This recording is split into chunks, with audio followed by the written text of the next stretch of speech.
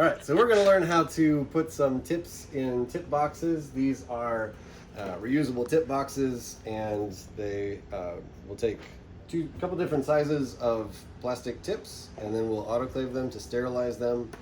And when they're empty, they kind of come over here, and I'll show you all the parts. So recommend wearing gloves for these. I've got 2 different drawers with gloves of different sizes. The gloves are, in this case, we just want to keep from getting extra, human grime on the tips.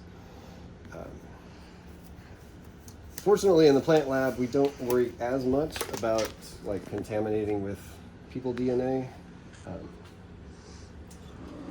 but just in case. So the tips, not all the labels are great on here, but this one has a label about micro pipette tips.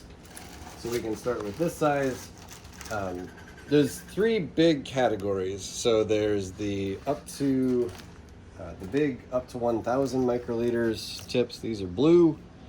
I'm holding the smallest ones. They go up to 10 microliters, and they're clear. And then the medium size, a lot of people have them in yellow, but I ended up using these. They work better with our pipettors, a little more precise, and they're clear also. So it's a little confusing, 2 different sizes of clear, but they say on there 10 microliters and up to 200 microliters. So it's basically up to 10, up to 200, up to 1,000. The boxes are also potentially confusing. So most of these are blue bottom with clear top. And these actually hold 2 different kinds of tips. So the one with the printing on it says up to 200. The one without printing has no label, and so that's the up to 10. All right, so we can take 2 different kinds of these and get them started.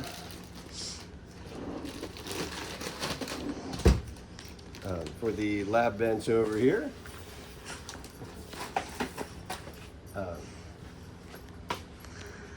So good general technique is to clean your lab bench. This is 70% ethanol. Most of what's happening, we're just wiping away dust and whatever is settled on here. A little bit of it is we're maybe killing some germs. We're not a lab that grows things. Like if you were culturing bacteria or yeast, you might have to worry about having something alive in your lab that you didn't want, but we're generally just kind of brushing away things. Okay, so boxes now and always, the inside is a sterile environment. So as long as they're closed, we're going to treat them as sterile. And this one's got a little bit of a busted hinge there, but mostly they don't have that. My recommended technique is to shake the tips into the lid. So the inside of the lid, we're going to treat that as basically sterile. And then you want to basically, nothing high science about this. You're going to take these and put them into the holes. The shaking them around, I do that a little bit. They kind of self-assemble, and then you can grab groups of them and put them in. So this, it can get a little boring, but it's not difficult, obviously. I recommend maybe putting some headphones in while you're doing it. All right, so just fill. Probably don't have to show you a lot of this. It's kind of satisfying from this angle. But if you think about it, the more details that you have, the more you can go based off. Yeah. Cool. Let's go close up. There we go.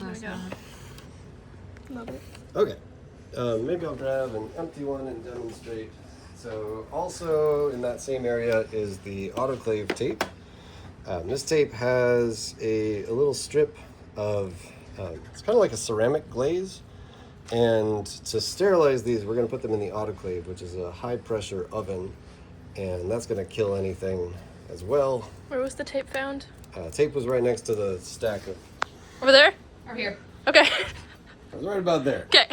It might migrate. Sometimes they do. But if you see like basically a masking tape with little stripes on it, that's our autoclave tape.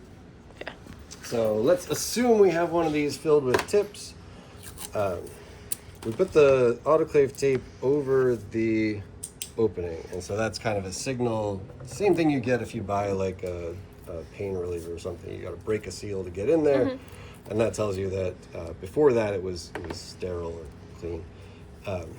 One tip for this is to bend it over a little bit and stick it to itself. So that creates a little handle that's not sticky, and that'll help us actually get this off when we need to. So just across the lip, and then we'll put that in the autoclave.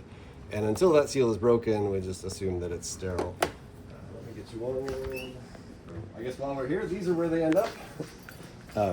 So left side are the up to 10s, the smallest, and then over here the up to 200s, and then the up to 1000s.